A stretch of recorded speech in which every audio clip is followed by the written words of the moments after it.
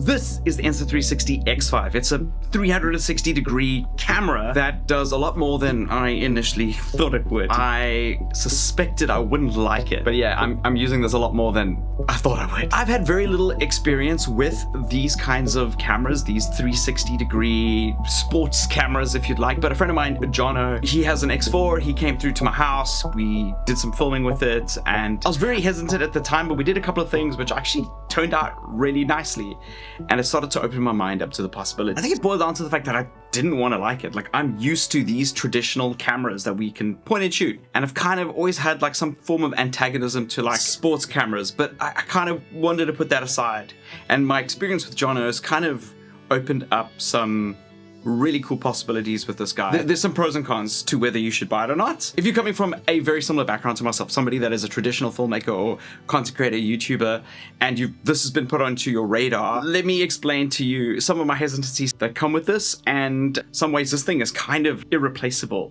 to me right now. Some of the footage you're going to see in this video is from my trip to New York recently. I went up for Samsung Unpacked, and I took this along, and it did some really cool things. And I often left my mirrorless in the hotel room.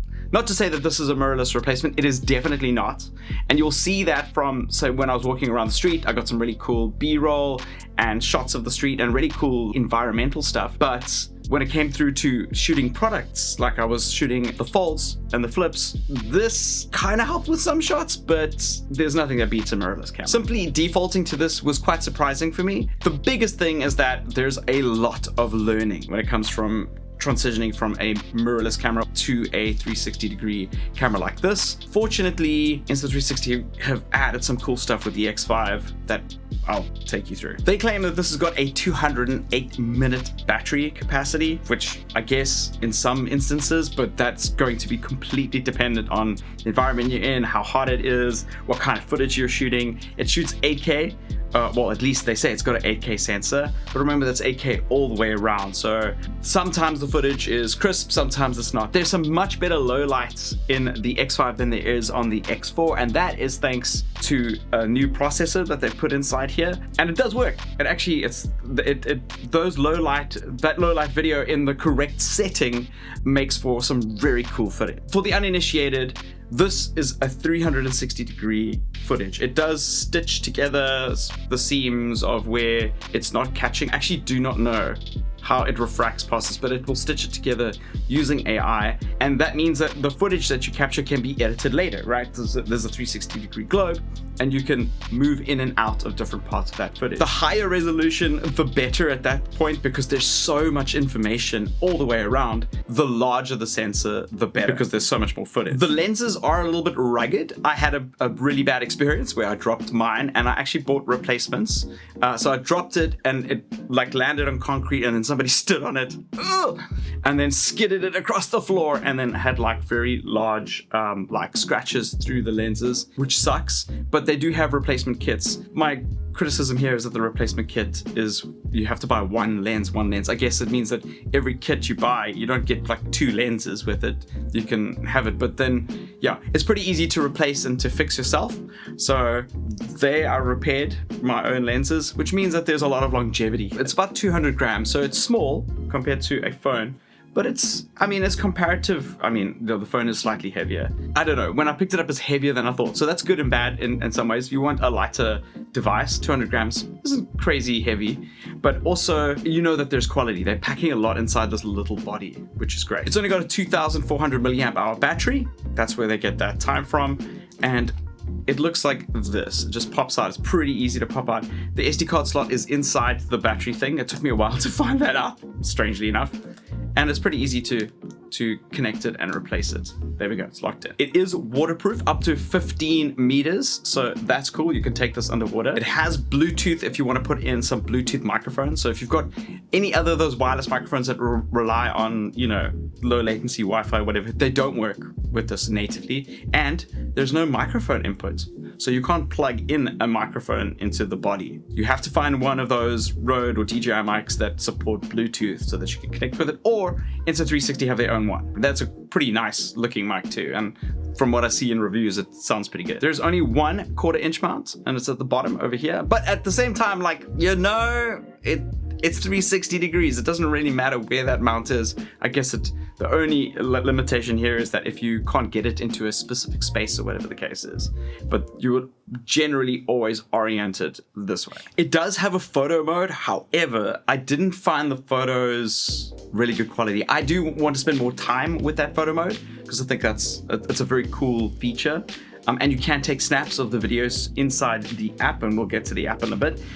So that's quite nice, but I found that like even your phone just takes better snaps. I'm not sure if the photo feature is worth getting this thing for. So my biggest challenge with using the device is that it requires a big learning curve, and it's not just the hardware. The UI is pretty easy like to get through. I think it'll take you about half an hour just going through it so that you have an idea of how it works. And there's even quick settings over the side. That's what the Q is on the side. Quick settings that you can lock to. But once you're familiar with the shooting modes that you're going to use and that you want to use, the rest of it's pretty straightforward. I do recommend going through some video tutorials on how to use the device. That helped me out a lot in making sure that I got the correct settings for the kind of shooting that I was doing. But the other learning curve is the software. There's very few instances where you can take the footage directly from this and then upload it to your phone or your editing software. It doesn't know what to do with it. It's its own Insta360 file. It does do H.264, and you can export through the app to ProRes or H.265 and H.264, but you still have to get it into the app. So the app is free. You've just got to like wirelessly connect. And here's the other weird thing. So it doesn't download the footage from the device unless you stipulate, because the footage here is huge. I also highly recommend getting the correct SD card speed, by the way, for this, because the file sizes are massive. So in the app, you'll see the footage to edit. You know, you can reorient the footage. It's very cool software, right? You can put keyframes in to the 360 degree footage or whatever, export either 16:9 or 9:16, but it's that extra step. And if you've shot like the entire day doing cool stuff, to go through every single piece of footage and reorient it and re-export it is super annoying. And it just adds like another layer of effort and work, which sucks for short form content. I recommend using this predominantly for hero shots, or Insta360 have got some cool modes that they've included, which does native 16:9 and 9:16. So you don't have to worry about that. The only problem is that you are now limited to not having that 360 degree shot, but the file sizes are a little bit more manageable and a little bit easier to use, and in some instances can be used directly from the device. So if you've connected this to your phone or your PC, make sure that you've downloaded the footage before formatting the card so you don't lose the footage that you've had because it's not natively on the device that you are editing that footage with. Keep it somewhere, and then you can import the footage from your file, from your hard drive into the software so that it's accessing it from a local location, and you can then format this guy completely, and then you've got it. They also have a cloud service that they offer, but that's like an extra fee, which I don't use. I don't think I need to use it. I have my own like private cloud, I guess. Then once you've exported all of those clips, you can edit in their software, I guess, but you are limited. Like, I know myself as a creator, and I know you either like in DaVinci or Premiere or even CapCut. You have your workflow. You can now export that footage and then use it in your edits, and then obviously use a hybrid camera system. You know, if you've got like a mirrorless, this is my R50V, I can now use some of this footage and some of this footage in the same edits on my own editing software, but it's different for everybody. And that's kind of where this thing falls in my mind. It's just that added extra labor in order to get a video out. But that extra labor can be worth it. Because it's only 200 grams, I'll just pop it out as an extra shot, put it in on a tripod, and then do like a time lapse of an area and be able to move around that. It's a great way to do cool establishing shots, get some eye-catching shots. It's got some like drone emulation style footage if you've got that long pole. It's cool. It gives you some really cool things. Recording an entire video with this, however, like a vlog or something, I would use some of the modes like that they've got. My favorite one is being free frame. So free frame allows you to do a 9:16 and 16:9 shot at the same time. You don't have the luxury of moving around you, but you can now export those clips for yourself through the app very easily without doing any of those keyframe things. If, however, you do want to have the luxury of like a 16:9 shot and have the keyframes at the same time, there's something called Insta360. Now, this mode simultaneously captures the 360 shot as well as a flat video so that you can have both at the same time. You can quickly edit with that one footage, but if you do, on the off chance, need to use the 360 video to reframe or whatever the case is, you can. It's also got a mode in the app called Deep Track. So if you are in a pinch and you want to track a subject, say like in my instance, I was deep tracking phones. I was shooting the phone as like a POV, which is a very cool use case for this, by the way, if you're a tech creator. And I would make sure that it would catch the device and track the device like that. Brilliant. Another really surprising thing, and I don't know if it's down to the microphone or the processor or a combination of the two inside here, but the microphone audio is very good. Like if I've got this device right in front of me and I'm talking to camera, I have often in a pinch used that footage directly from here. Being able to do this, and also DaVinci Resolve has got that really cool voice identifier, like AI technology, and I know Premiere's got it as well. It's as if I have a microphone on. It is great. I haven't really tried some of the omnidirectional ones because I don't think I need that. There are different mic settings, but for my use case, I'm usually filming myself, I don't really need the audio around me. Typically, I would just use that microphone, that mode, and then or a microphone. But if there is an omnidirectional one, if you want to capture, I guess, snowboarding and you want to hear what's happening around you, or if you're on a motorbike or whatever the case is, and you're not necessarily talking through a microphone in your helmet, that is a mode that you might want to use. There is a bunch of really cool accessories. The first thing is the replacement lenses, which I think is a very clever system, being able to replace these lenses, and it still remains waterproof. It still means you get the clear shot. You don't have to buy a whole new device when the lenses get scuffed.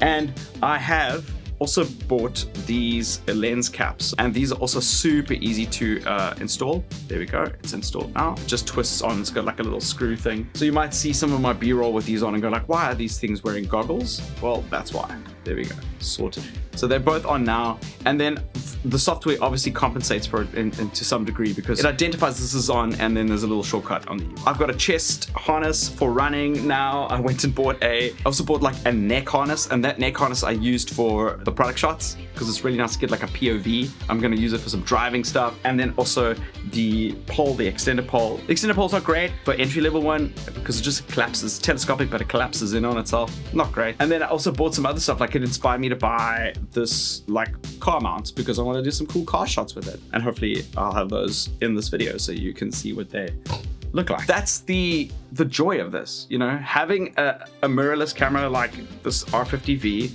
is very different in experience to using one of these, but this opens up shots that look professional that viewers are going to be like, wow, how did you do that? Or clients if you're shooting wedding stuff. And it's just a great way to increase the kind of storytelling that you can do visually if you know what you're doing with this camera. The learning curve is a lot. Don't be daunted by that. It's totally worth it. Putting yourself into the fire and just, you know, teaching yourself how a new piece of kit works, completely worth it. Ultimately, I think Insta360 cooked. Actually, this X5 is great, and it's a very good price, in my opinion. It really has been a huge part of my shooting gear for the past while. It's stuck now. It's in my kit. So those are my honest thoughts about the Insta360 X5. Let me know what you think, and if it's something you'd consider getting, and what do you think of the footage in general, because I'm pretty impressed